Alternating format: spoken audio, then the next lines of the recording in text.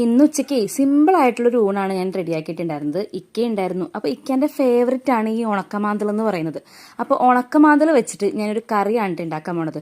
അപ്പോൾ തേങ്ങ പൊട്ടിക്കുന്ന സമയത്തൊക്കെ സാധാരണ പിള്ളേരുണ്ടാവും, അപ്പോൾ അടിയായിരിക്കും. ഇന്ന് ആരും ഇല്ലാത്ത കാരണം കൊണ്ട് എനിക്ക് ഒറ്റയ്ക്ക് കുടിക്കാൻ പറ്റി.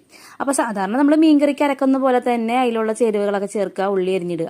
അപ്പോൾ അതിൻ്റെ ഇടയിൽ എൻ്റെ മുറ്റത്ത് നിന്ന് കുറച്ച് കറിവേപ്പിലയും കുറച്ച് ഉണ്ടമുളകും കുറച്ച് വെള്ളക്കാന്താരിയൊക്കെ ഞാൻ പറിച്ചിട്ടുണ്ട് കേട്ടോ. പിന്നെ കുറച്ച് നേരം എൻ്റെ ചെടികളൊക്കെ ഒന്ന് നോക്കി. ഇപ്പോൾ കുറേ നാളായിട്ടോ ഞാൻ എൻ്റെ കൃഷികളൊക്കെ ഞാനൊന്ന് ശ്രദ്ധിച്ചിട്ട്. അപ്പോൾ കറിക്കൊക്കെ അരച്ചു കഴിഞ്ഞ ശേഷം അടപ്പത്ത് നമ്മളിത് കറിയൊക്കെ അരപ്പ് കലക്കി ഒഴിച്ചു.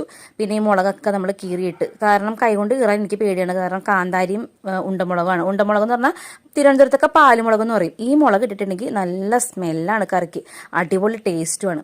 പിന്നെ ഞാൻ ക്യാബേജ് തോരൻ വെക്കാന്ന് വിചാരിച്ചിട്ടൊക്കെ. പിന്നെ ഞാൻ ബാക്കി തേങ്ങ ഉണ്ടായത് കുറച്ചെടുത്തിട്ട് ക്യാബേജിലോട്ടിട്ട് ക്യാബേജിൽ തിരുമ്മി എടുത്തത് ഇതിൻ്റെ വീട്ടിലുണ്ടായ പച്ചമുളകാണ്. പിന്നെ മഞ്ഞപ്പൊടിയൊക്കെ ഇട്ട് അത് നമ്മൾ നന്നായിട്ട് തിരുമ്മി എടുക്കണം.